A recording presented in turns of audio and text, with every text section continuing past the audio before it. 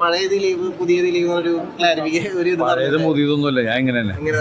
എങ്ങനെയാണ്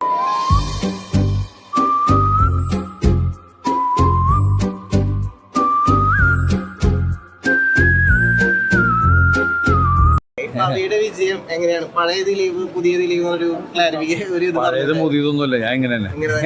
എങ്ങനെയാണ് വിജയം? അങ്ങനെയല്ല, നമ്മൾ കാലത്തിനനുസരിച്ചുള്ള മാറ്റങ്ങൾ സിനിമയിൽ ഉണ്ടായിട്ടുണ്ട്, അതിനകത്ത് നമ്മൾ നീങ്ങും. ഓക്കെ, ഒരു പറക്കും തളിക, ഒരു സൈഡി ബസ്, ആ ഒരു ലാബില് അല്ലെങ്കിൽ ഒരു ഫീൽ ഗുഡ് മൂവി എന്നുള്ള രീതിയിലേക്കാണ് ഈ പടം കടന്നിരിക്കുന്നത്. അത് 100% എന്റർടൈനർ, ഫാമിലി ഓഡിയൻസ് ഭയങ്കരമായിട്ട് ഏറ്റെടുത്തിട്ടുണ്ട്. അതിൽ വലിയ സന്തോഷമുണ്ട്. ഈ പോസിറ്റീവ്സിനിടയിലും ഈ അശ്വന്ത് പോലുള്ള ബ്ലോഗേഴ്സ് വ്യക്തികളെ കുറിച്ചൊന്നും എന്നാലും നെഗറ്റീവ് കമന്റുകളോട് എന്താണ് പ്രതികരിക്കുക? എന്തു പറയാൻ, നിങ്ങളെ എല്ലാവരും കാണുന്ന ഈ സിനിമ കാണുന്നില്ലേ, അതെന്നെ വലിയ സന്തോഷം. തൃശ്ശൂരുകാരെ കുറിച്ച് എന്താണ് പറയാനുള്ളത്? നല്ല അഭിപ്രായമല്ലേ?